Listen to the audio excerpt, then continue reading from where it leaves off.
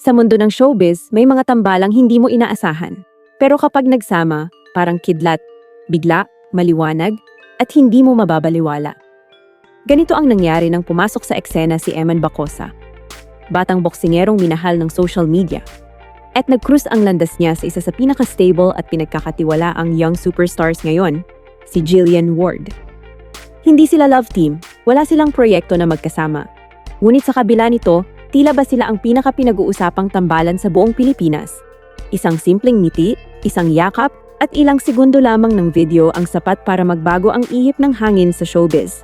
Ang mga simpleng sandaling iyon ay nag-iwan ng marka, hindi lang sa kanilang mga fans, kundi pati na rin sa industriya.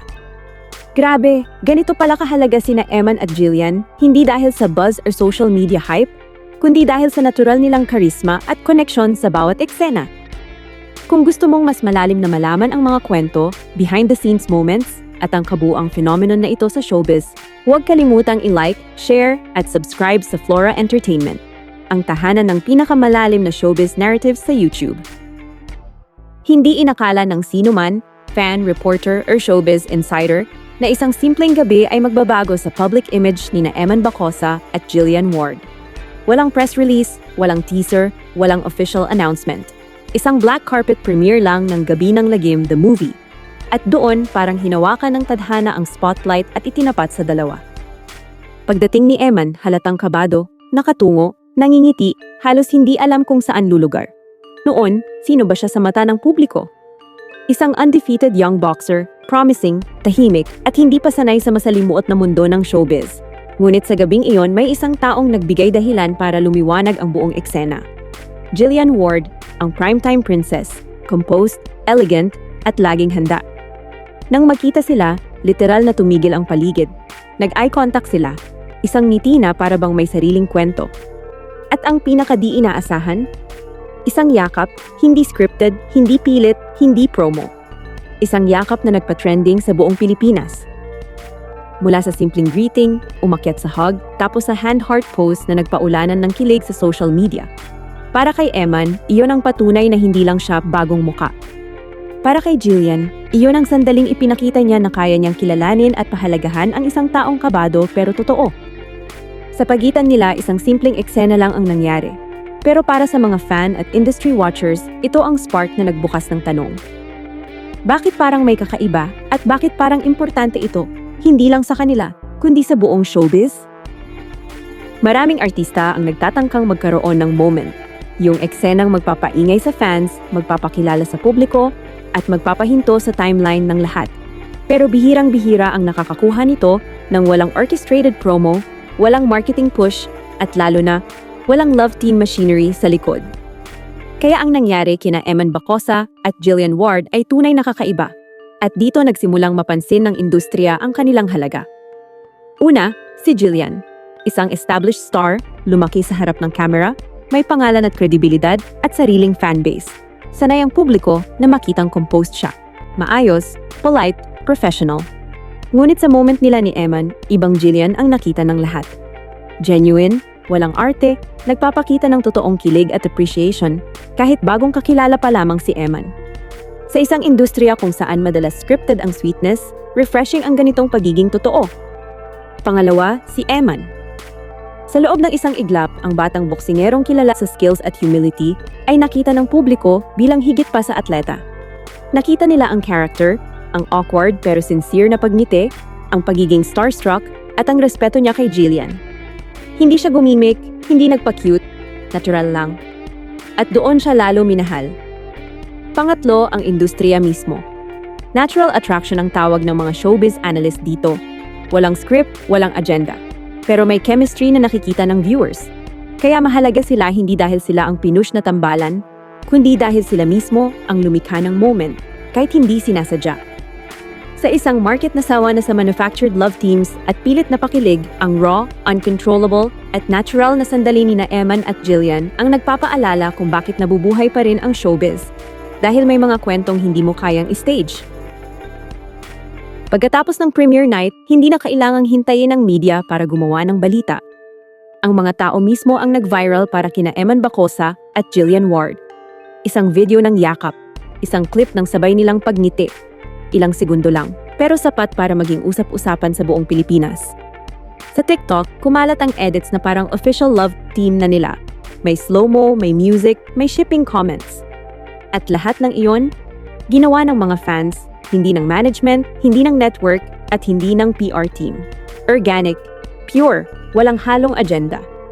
Dito mas lumalim ang kwento. Si Eman, isang atleta na ngayon pa lang nasasanay sa spotlight, nagulat sa engagement sa social media niya. May nagsasabing bagay sila, may nag-aabang ng next meeting, at may nagsasabing, Eman, wag mong sayangin yan. Hindi araw-araw lumalapit ang tadhana. Pero ang pinaka-nakakatuwa, ang sincerity niya. Hindi marunong magpa-promo, pero marunong umamin na masaya siya. Hindi scripted, hindi rehearsed. Isang totoong lalaki na nagsasabing na starstruck po ako, masaya po yung puso ko. Si Jillian, sanay sa spotlight, nagpakita ng version ng sarili na bihirang makita. Hindi defensive, hindi iwas, hindi showbiz na showbiz. Ipinakita niya ang respeto kay Eman. Sinabi niyang na-appreciate niya, sweet daw ito, at finollow pa siya pabalik sa IG. Ang pinaka-importante, the public believed the moment. Sa panahon ng AI edits, scripted content at manufactured drama, isang totoong eksena lang ang kailangan para tumama sa puso ng viewers. Biglang nagbago ang narrative, hindi na lang ito tungkol sa nagkita sila. Naging tanong ng buong bayan, may susunod kaya at bakit parang naramdaman nating may something genuine doon? Sa showbiz, kadalasan malinaw ang dalawa. May love team na planado, pinoproduce at minamanage, at may collaboration na business-driven. Pero iba ang kaso ni na Eman Bacosa at Jillian Ward. Wala silang teleserye, wala silang pelikula, walang endorsement na magkasama. Wala silang kahit anong proyekto na magtatahi sa kanilang dalawa. At dito nagsimula ang pinakamalakas na elemento ng kwento. Hindi sila love team, pero ang impact nila parang higit pa. Maraming veterans sa industriya ang nagtanong, bakit itong dalawang taong walang koneksyon biglang naging viral phenomenon?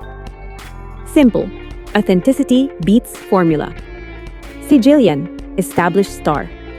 Si Eman, humble new face na may real-life discipline bilang athlete. Kapag nagsama ang dalawang taong magkaiba ang mundo pero pareho ang sincerity, nagkakaroon ng magic na hindi mo kayang i-produce kahit 10 managers pa ang tumulong.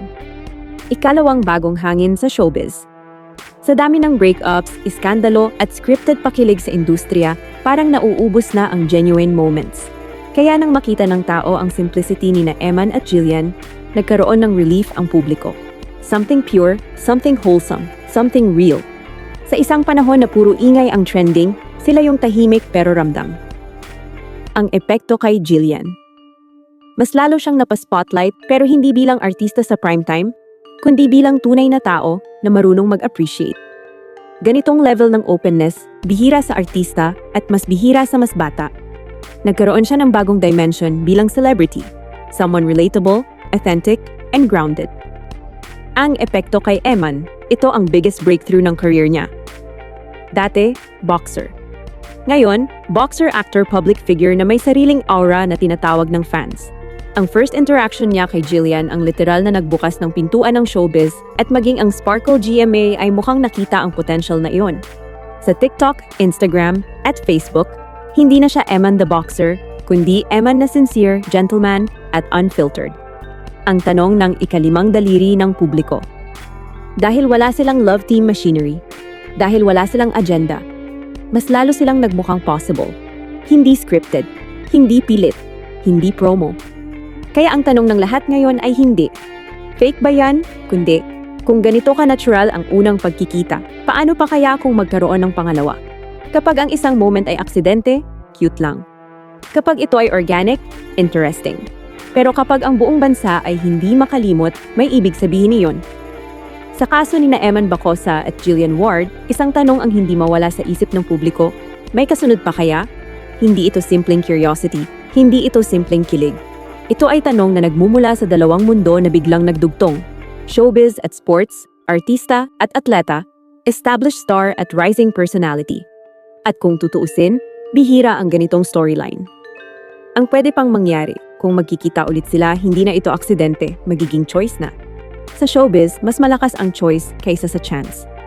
Kapag pinili nila, kahit privately, na mag-follow up, iyon ang tunay na simula ng narrative. May fans na nakaabang, social media na nakatutok, at managements na aware sa chemistry na naganap. Ang tunay na implikasyon sa kanilang dalawa. Para kay Jillian, ito ang moment na nagpakita ng humanity niya. Hindi siya takot makipag-interact ng real, hindi takot umamin na na-appreciate niya ang kabaitan at pagiging gentleman ni Eman. Para kay Eman, ito ang pinaka-breakthrough na hindi niya hiningi pero dumating. Hindi niya kailangan magpa-cute or magpabibo. Isang tunay na reaksyon at genuine respect ang nagbukas ng pintuan ng showbiz opportunities. Ang epekto sa industriya. Ito ang kwento na nagpapaalala sa lahat. Hindi pa patay ang real moments sa showbiz. Hindi lahat scripted. Sa panahon na napapagod ang viewers sa pilit na pakilig, ang kwento ni na Eman at Jillian ay nagsilbing reset button. Isang paalala na minsan, ang pinakamagandang eksena ay yung hindi sinasadya. Ang pinakamahalaga. Hindi natin alam kung magkakaroon ng second meeting. Hindi natin alam kung may deeper connection. At hindi natin alam kung magiging love team, friends, collaborators, or simpleng special moment lang sila. Pero malinaw ang isang bagay. Mahalaga sila sa showbiz dahil ibinalik nila ang isang bagay na matagal nang nawawala, ang realness. At minsan, yun lang ang kailangan para muling mahulog ang isang bansa sa isang kwento. Kung nagustuhan ninyo ang kwento ni na Eman Bacosa at Jillian Ward, huwag kalimutang i-like, share at subscribe sa Flora Entertainment para sa mas marami pang exclusive, cinematic at evergreen showbiz narratives. Maging bahagi ng community na nakaka-appreciate ng totoong kwento sa likod ng spotlight.